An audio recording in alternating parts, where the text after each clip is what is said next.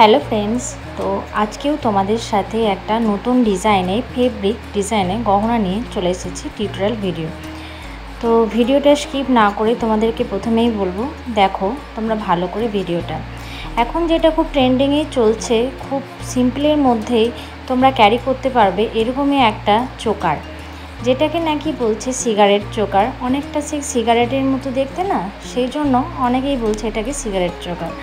তো আমি অনেক জায়গায় দেখলাম, তো আমিও ভাবলাম চলো তোমাদের সাথে আমিও এটা টিউটোরিয়াল বানিয়ে তোমাদের সাথে শেয়ার করি।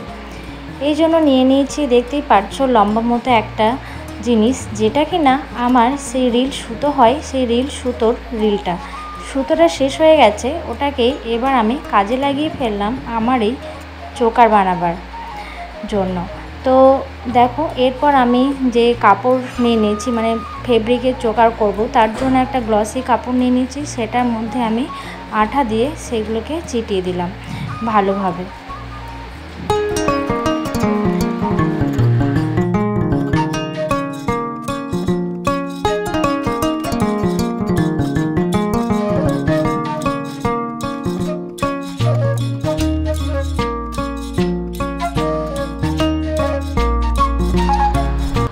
এরপর আমি দেখতে পাচ্ছ যে ইয়াররিংসটা বানাবো, তার জন্য এখানে আমি নিয়ে নিলাম কার্ডবোর্ডটাকেও এভাবে আমি ফেব্রিক দিয়ে কভার করে দেব, আঠা দিয়ে ভালোভাবে, যাতে কাপড়টা আঁটে ভালোভাবে আঠাটা দিতে হবে। এখানে দেখো কানেরটা ডিজাইনটা আমি একটু ওভাল টাইপের রেখেছি, তোমরা যেমন খুশি তেমনই রাখতে পারো।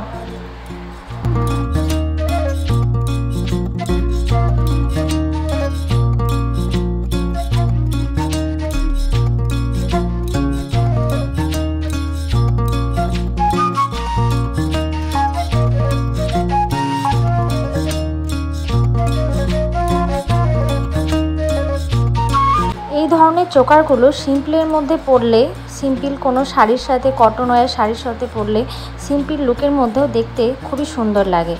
আর কড়ি আমাদের একটা ডিজাইনটাকে আরও নতুনত্ব করে তোলে। তাই আমি ভাবলাম চলো এটার মধ্যে একটা আমি কড়ি অ্যাটাচ করে দিই। সুতো দিয়ে কড়িটাকে আমি ভালোভাবে সেলাই করে দিলাম। তোমরা চাইলে কোনো যে রিং টাইপের হয় সেগুলো দিয়েও তোমরা লাগাতে পারো। আমি ভাবলাম এখানে সুতো দিয়ে দিলেই ভালো হবে, তাই সুতো দিয়ে ভালোভাবে সেলাই করে এখানে আমি অ্যাটাচ করে দিলাম।